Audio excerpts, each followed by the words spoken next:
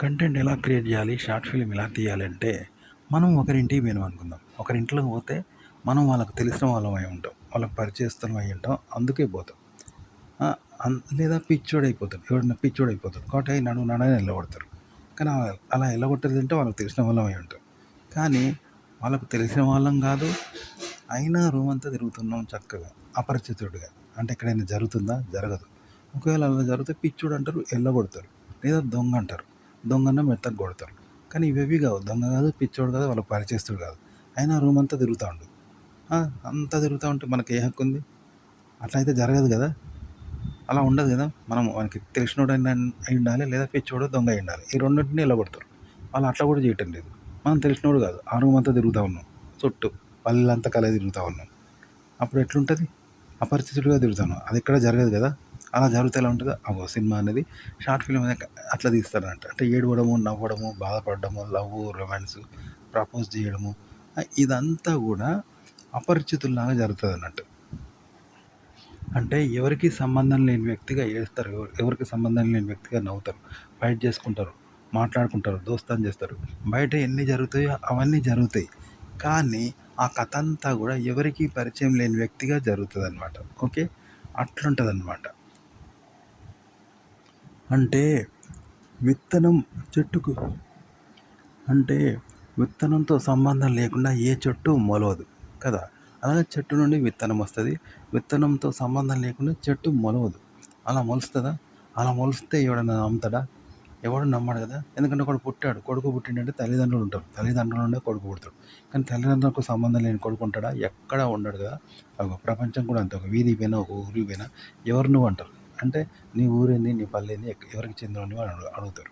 కానీ నేను ఎవరికి చెందినవాడిని కాదు, మీకు ఇక్కడ కూడా ఎవరికి చెందను, నా పర్సనల్గా కూడా నేను ఎవరికి చెందను, ఇక్కడ కూడా ఎవరికి చెందను, ఎవరికి చెందని వ్యక్తిని అన్నట్టుగా నువ్వు తిరిగితే ఎవరైనా నమ్ముతాడు? దొంగో దొర అపరిచితుడో, మనకి ఇక్కడ ఎవరికి చెందడట, వాడు ఎవరో చెప్తలేడు, వాడు కూడా చెప్తున్నాడు, ఇక్కడ కూడా ఎవరికి ఏం కాడట, వీడు కూడా అని అంటారు కదా. కానీ స్క్రీన్ లాంగ్వేజ్ మాత్రం ఇట్లుంటుంది అన్నట్టు. ఎట్లా? విత్తనం లేని చెట్టు లాగా ఉంటుంది అనమాట. విత్తనం లేకుండా చెట్టు ఉంటుందా? చెట్టు లేకుండా విత్తనం ఉంటుందా? ఉండదు కదా. విత్తనం లేని చెట్టు ఉండదు కదా. ఆ విధంగా కథ అంతా కూడా ఎవరికి చెందని వ్యక్తిగా ఉంటుంది. ఎవరికి చెందని వ్యక్తులై ఉంటారు, మరియు ఎవరికి చెందరు వాళ్ళు. అయినా సరే అందరికీ చెందిన వ్యక్తిగా, పలానా అడ్రస్ ఉన్న వ్యక్తిగా ఉన్నవాడు ఒకరికి చెందినవాడే ఉంటాడు ఎవరైనా. అంటే మనకు తల్లిదండ్రులు ఎవరో ఉంటారు, ఒకరికి చెందిన వాళ్ళే ఉంటాము. పలానా ఊరికి పోయినామంటే వాళ్ళ ఇంటికి వచ్చినాం అని చెప్తాం. ఇట్లా రెండు ఉంటాయి. నువ్వెవరంటే అది వరంగల్ అని చెప్తాం. ఎవరింటికి వచ్చినావంటే పలానా సుబ్బారావు ఇంటికి వచ్చినా, లక్ష్మణరావు ఇంటికి వచ్చినా అని చెప్తాం. ఇలా రెండు అడ్రస్లు ఉంటాయి కదా. ఈ రెండు అడ్రస్లు ఉంటాయో అవి సినిమాలో స్క్రీన్ మీద ఎట్లుంటాయంటే ఎవరికి చెందని వ్యక్తిలాగా ఉంటాయి అన్నట్టు. ఫ్రమ్ ఉండదు, టూ ఉండకుండా తన ఫ్రమ్, తన టూ రెండు ఎట్లుంటాయంటే ఫ్రమ్ టూ లేకుండా ఉంటాయి అన్నమాట. ఈ రెండు లేకుండా ఉంటాయి అన్నమాట. అంటే చెట్టు ఉంటుంది, విత్తనం ఉంటుంది, కానీ ఈ రెండు కూడా ఎవరికి చెందనిగా ఉంటాయి అన్నట్టు. ఆ చెట్టు ఎవరికి చెందదు, ఆ విత్తనం ఎవరికి చెందనిగా విత్తనం నుండి వచ్చిన చెట్టుగా, చెట్టు నుండి వచ్చిన విత్తనంగా మనకు కథ నడుస్తూ ఉంటుంది. మీరు కంటెంట్ కూడా ఇలాగే క్రియేట్ చేయాలి, కంటెంట్ను ఇలాగే చెప్పాలి, మీరు చెప్పే విధానము ఇలాగే ఉండాలి. ఒక మూడు ఉండాలన్నమాట. అంటే షార్ట్ ఫిల్మ్ ఎలా ఉంటుందంటే, ఇప్పుడు పాకిస్తాన్లో గొడవ అవుతుంది. పాకిస్తాన్లో యుద్ధాలు, లేకుంటే ఎన్నో ఉంటాయి కదా వాళ్ళ సమస్యలు, యుద్ధాలు, సంక్షోభాలు, ఆర్థిక నష్టాలు ఏవో ఉంటాయి వాళ్ళకు. అవి మనతో సంబంధం లేకుండా వాళ్ళకు ఉంటాయి కదా. అవి మన దేశంతో సంబంధం లేదు, వాళ్ళకి దేశంకి సంబంధించిన సమస్య. మనతో వాళ్ళకి సంబంధం లేదు. అలాగే వాళ్ళు కూడా అంతే, ఒకరితో సంబంధం లేదు, వాళ్ళ పర్సనల్ అనమాట. వాళ్ళ కూడా వాళ్ళ పర్సనల్. అలాగే మనకు సంబంధం లేదు, వాళ్ళు కూడా వాళ్ళ పర్సనల్ విషయాలు అనేవి వ్యక్తిగతంగా ఉంటాయి. కానీ పక్కోళ్ళకు చెప్పరు, పట్టించుకో. పర్సనల్ కదా, మన పర్సనల్ మనది అన్నట్టుగా వాళ్ళ పర్సనల్ వాళ్ళది అంటది పాకిస్తాన్ వాళ్ళది అనుకుందాం. అట్లా అన్నట్టు ఏ వ్యక్తి అయినా వాళ్ళ పర్సనల్ విషయాలు పక్కలో చెప్పరు, పక్కలు పట్టించుకోలేరు, చెప్పరు కూడా. వ్యక్తిగతం కదా. అదే విధంగా మీకు సినిమా అనేది అలా ఉంటుంది అనమాట. ఒక పర్సనల్ లైఫ్ ఎలా ఉంటుంది, ఆ విధంగా ప్రైవేట్ లైఫే అది. ఓపెన్గా పబ్లిక్ లైఫే ఇది. కానీ అది పర్సనల్ లైఫ్ అయితే ఎలా ఉంటుందో ఆ విధంగా ఉంటుందంట. మొత్తం స్టార్టింగ్ నుండి ఎండింగ్ వరకు ప్రతి పాత్ర, ప్రత్యేకత, ప్రతి ఏడుపు, ఫైట్, నవ్వు అట్లుంటుంది అనమాట. మీరు కంటెంట్ కూడా ఇలా చేయొచ్చు. సినిమా తీయాల్సిన పని లేదు. షార్ట్ ఫిల్మ్ తీయచ్చు, లేకపోతే షార్ట్స్ తీయచ్చు, లేకపోతే మీరు యూట్యూబ్ కంటెంట్ అయినా ఇలాగే చేయాలి, ఇలాగే చెప్పాలి, ఇలాగే క్రియేట్ చేయాలి, ఇలాగే కెమెరా ముందు చెప్పాలి. ఒక షార్ట్ ఫిల్మ్ ఎలా క్రియేట్ చేయాలి? ఎలా చిత్రీకరించాలి అంటే, ఒక రైతు ఉన్నాడు. ఎవరికీ చెందని పంట అంటే అది ఎవరు తినడానికి యోగ్యం గాని పంటను కష్టపడి దున్ని, ఖర్చు పెట్టి ఎరువులేసి, అదేసి, ఇదేసి కష్టపడి శ్రమించి ఎవరు తినలేని ఒక పంటను తయారు చేస్తాడా? చేయడు. ఎందుకంటే ఎవరో ఒకరు తింటే తను తినడానికన్నా చేసుకుంటాడు. దాన్ని ఎవరికన్నా అమ్ముతాడు. వేరే వాళ్ళు తింటే పైసలొస్తాయి. అందుకోసమే శ్రమించి కష్టపడి చేస్తాడు. కానీ ఎవరు తినని పంట అది. ఎవరికీ ఉపయోగపడని పంటను అంత కష్టపడి పండిస్తాడా? పండించడు కదా! ఇలాగే మీరు చిత్రీకరిస్తున్న ఒక షార్ట్ ఫిల్మ్ పాత్రలు, సన్నివేశాలు ఇవన్నీ ఉంటాయి కదా!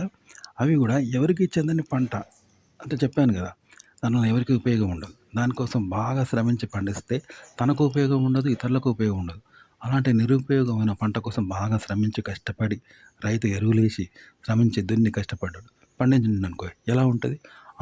ఈ విధంగా అందరికీ చెందే పంటను పండించినట్టుగానే పండించాలనమాట. అంటే అందరికి చెందిన పంట అంటే తనకు ఉపయోగకరమైన పంట, లేదా ఇతరులకు ఉపయోగకరమైన పంట. ఎందుకంటే ఇతరుల కోసం ఉపయోగపడి దాన్ని అమ్ముకుంటే పైసలొస్తాయి. లేదా తన కోసం ఉపయోగపడితే తను తింటాడు, బతుకుతాడు.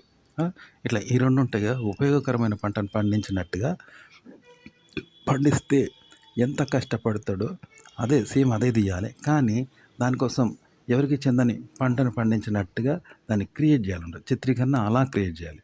కానీ అందరికి ఉపయోగపడ్డదే. తనకు ఉపయోగపడుతుంది, ఇతరులకు ఉపయోగపడుతుంది. అలాంటిదే.